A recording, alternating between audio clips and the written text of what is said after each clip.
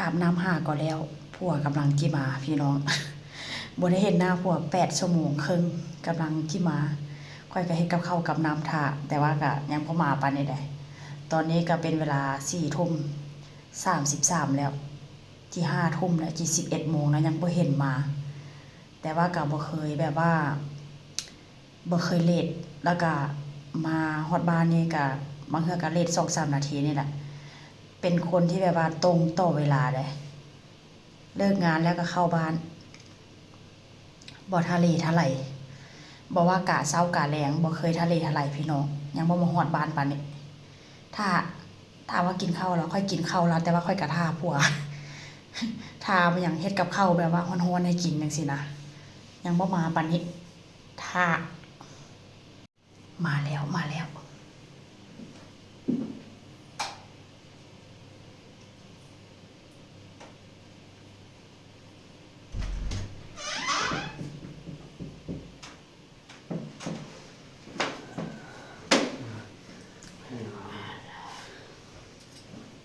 Salut Jack. Ouais, mais il arrive. ¿Qué pasa? No está bien. Hoy no sé, cambia un poco. ¿Qué? Entonces él y yo. Venga. Vale.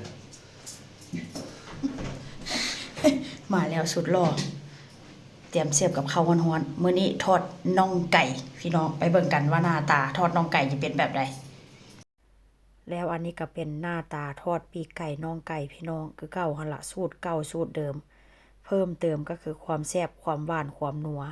มื้อนี้ก็ทอดไว้ท่าผัวได้ก่อนผัวสิมานี่ก็ทอดไว้ประมาณใดประมาณแบบว่าผัวใกล้สิมาฮอดบ้านอีก10 นาทีค่อยก็ทอดไว้ท่าเลยมื้อนี้ก็ซ้ำนี่แล้วก็กินประมาณ5 ตอน 6 ตอนนี่ล่ะพี่น้องสุดหล่อก็กินคือกันมื้อนี้อาหารแรงสุดหล่อก็ทอดปีกไก่นี่ล่ะก็ถือว่าค่อนข้างจะแซ่บแหละมื้อนี้ก็ได้ก็หมักแบบใส่ซีอิ๊วใส่น้อยที่สุดแล้วก็ใส่พริกไทยให้ผัวกินซ้ำนี่ก็อยู่ท้องแล้วกินอิ่มแล้วเติมไอศกรีมต่อพี่น้องพุ่นแซ่บหลายมื้อนี้หน้าบ่อำนวยนางว่าบ่ต้องถ่ายหน้าแต่ว่าซั่นเอ้าโอเพ่นโอเคHave only one on Timo I don't know how I see that ข้างในก็จะเป็นครีมเลยพี่น้องนี่หน้าตาก็จะเป็นประมาณนี้เอากินก็ไม่หรอกเห็นปาด เหลือแต่กระดูกก็ถือว่าแซ่บสมควรได้นี่นะไปแล้วพี่น้องเจอกันใหม่ในคลิปหน้าเด้อบ๊ายบายสบายดี